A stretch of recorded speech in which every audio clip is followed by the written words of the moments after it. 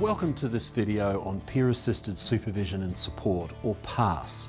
The PASS model of supervision helps practitioners learn to successfully implement Triple P and to continually improve their practice. It involves three key activities. The first is a case review where you as practitioners discuss actual cases using pre-recorded video, audio or written case notes to review a Triple P session. The second activity is a discussion of implementation issues that may either be helping or hindering your use of Triple P. And finally, a professional development activity to promote your skill as a practitioner. The PASS model works best when practitioners meet in small groups to review their experiences. The goal is to review your Triple P sessions and to receive helpful feedback from your peers so that any problems are identified and you develop a plan to rectify them. Each session lasts about 1.5 to 2 hours and involves participants serving in different roles in rotation: a peer facilitator, a peer mentor, and a practitioner. The role of facilitator is switched with each new PASS session. Other practitioners will share two roles, the peer mentor and the practitioner. Participants may play both of these roles during a PASS session. During this presentation, we'll demonstrate in detail what these roles entail. Okay, so why don't we just take 5 minutes or so to hear about your experience in that session? The peer facilitator makes sure the session runs smoothly by ensuring there is an agenda and that you stick to it. In the peer mentor role, you help your colleagues learn by listening to their experiences, providing helpful comments, being supportive and encouraging. In time, it'll involve providing feedback that is a little more critical. So that was really good, the way you supported the mother. What else did you do well? Well, I was really happy with the way I listened. In the practitioner role, you share your own experience of delivering Triple P through self-evaluation, and your colleagues will learn from your own experience. If you can, bring along a video or an audio recording, 5 to 10 minutes of an interaction between you and your clients, preferably a section where things went well and another section that didn't go quite so well.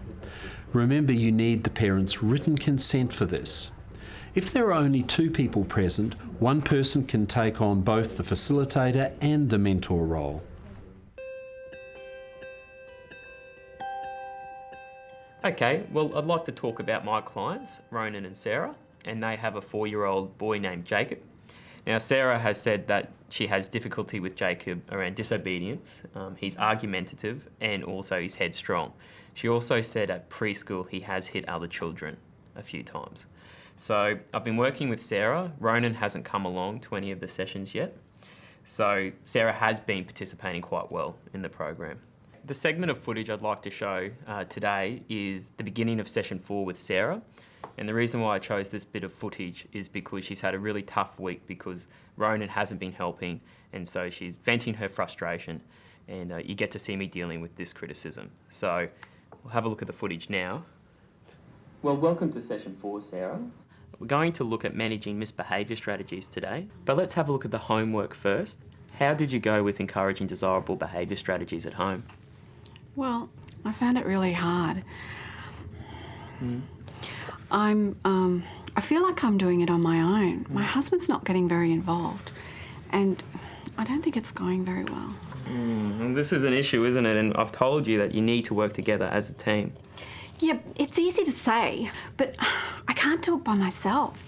I'm trying to do one thing, I'm being positive and consistent, and I feel like Ronan's undermining me. No, you are trying, but you feel like he's not supporting you at home? No, I don't. And I am trying. And I'm getting a sense that you're getting frustrated, perhaps, with how things are going at home? Yes, I am. Look, I don't know what more I can do. I can't do it by myself. If you're trying as hard as you are and you feel as if that support isn't there, it can be frustrating. Look, I really need Jacob's behaviour to improve. Okay, well, that's a good thing. And that's what we will be looking at today. We're going to look at managing misbehaviour strategies. So let's see what we can do with Jacob for these managing misbehaviour strategies. Now, let's have a look at session 4 and see what we can do. Okay. Overall, I think the session went well. Things didn't start off great, but I thought I handled the comments about her husband quite well. We then got into the session and covered all of the strategies around managing misbehaviour. But I'd really like to know what you think. How did you think I went with the session? Okay. Well, yeah, I think overall it looks like you did a really good job with the session. As you said, you've covered all the content well. Looks like she really calmed down after a while during the session. So During peer supervision, it's important to be clear about your goals and what you are trying to achieve with the parents. In particular, I want to fine-tune my consultation skills and dealing, with the clients empathically, and also dealing with process issues as they arise. okay, well, why don't you tell us a bit more about your session? Yeah, well, I just asked her how she went with her homework, and she started complaining about how her husband really wasn't helping her out at home. And we sort of spent a bit of time discussing how that was for her, and how frustrating it was for her to feel all alone with trying to do the strategies. I was using a lot of empathy and listening to try to make her feel heard. Well, I was really happy with the way I listened and empathised with how things were going for her and her situation. I mean, it is difficult when you feel unsupported at home. She seemed really to respond well to that, and I think that calmed her down. Is there anything there that you would have done differently? Yes, I think the way I started off with my phrasing wasn't particularly great. I think she didn't respond very well to that, so I think I would have liked to have started off responding a bit differently. Yeah, she did seem to react, not very well to that from Yeah. what we saw in the video. So I think that's great that you've recognised that. I guess, how do you think you could have handled that better? Yeah, I would have rephrased it, and I think I would have gone with something like, yes, you're right, it is important to work together as a team, and it is difficult when it feels like you're just alone by yourself. Okay, yep. And that sounds really great. And the way you said that to me just then, that came across really nicely. So I think she would have responded in a bit more of a calm way to that. Yep. I guess I'm wondering what would have happened if you might have clarified a bit more with her about what she had tried already to get her partner more involved. Yeah, that's a good idea actually. She probably could have mentioned she probably would have made some efforts on what she's done already at home. And I think then, if you did sort of find out that from her, you would have been able to have validated those attempts that she has Yes. already made. Yep. And, I guess, what would you have done after finding out about that? Maybe brainstorm them a little bit more to try to come up with some really good ideas that she thinks could work to help involve her husband more. Yeah, I think that would have been great. So I guess in that way, you were already sort of supporting her in terms of her emotional needs in the session, and then you would have also have been problem solving. Yeah. So I think that is a really great idea. Well, overall, I think in the end this section went really well. I can see my consultation skills are improving, and I just would like to say thank you very much for the feedback you've given me, because I do feel that if this process issue were to come up again, I would do better at trying to manage the situation and empathise, as well as look at the problem-solving side of things as well. What's the key message that you're going to take away from this PASS exercise? Just being able to manage the process issues by making sure I empathise with the client, but also at the same time work on that problem-solving side of things as well, and make sure I remember to do both. Peer-to-peer mentoring is a structured feedback process to promote learning of a complex set of skills. The power of supportive peer influence assists practitioners in implementing Triple P effectively. It involves peers sharing their knowledge, observations and experience. It's a reciprocal process. You assist others, they assist you. It is especially useful for less experienced practitioners, but is also useful for those of the same level of experience. Ideally, you should develop personal, mutual relationships built on trust and respect, and fundamentally focused on learning how to implement evidence-based practice.